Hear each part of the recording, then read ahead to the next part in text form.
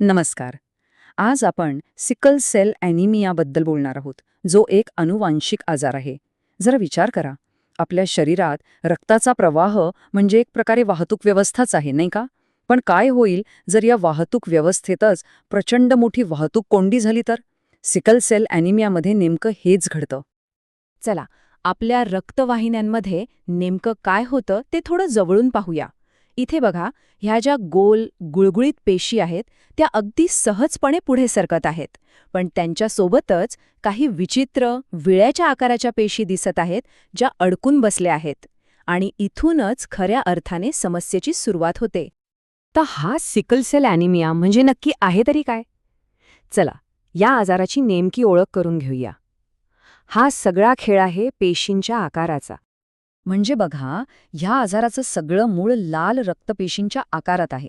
जेव्हा शरीरात ऑक्सिजनची पातळी कमी होते तेव्हा ह्या पेशी आपला नेहमीचा गोल आकार सोडून विळ्यासारख्या किंवा चंद्रकोरीसारख्या बनतात, आणि हा बदललेला आकारच सगळ्या समस्यांचं कारण ठरतो.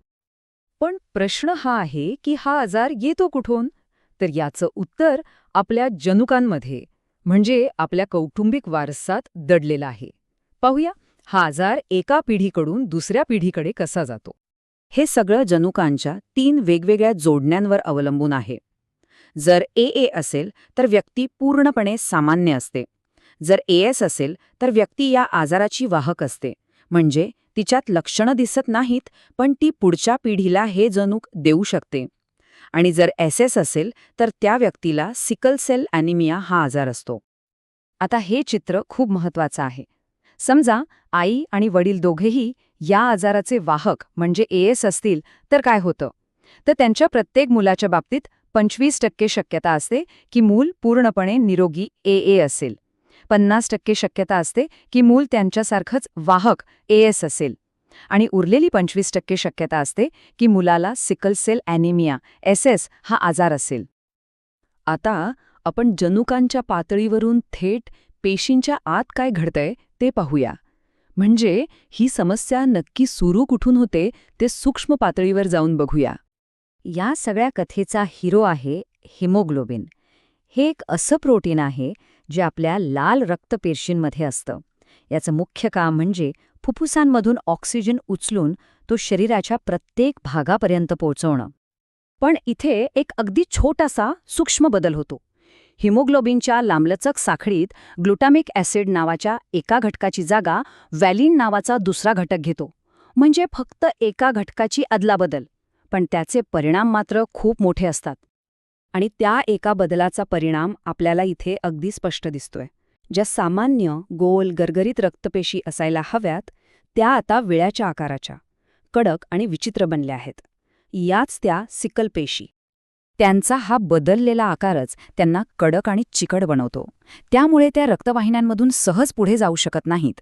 त्या एकमेकांना चिकटतात, त्यांचे गुच्छ बनतात आणि रक्ताचा प्रवाह अडवतात.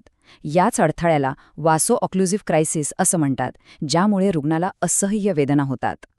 पण ही समस्या फक्त रक्तवाहिन्यांमध्ये होणाऱ्या वेदनांपुरती मर्यादित नाही.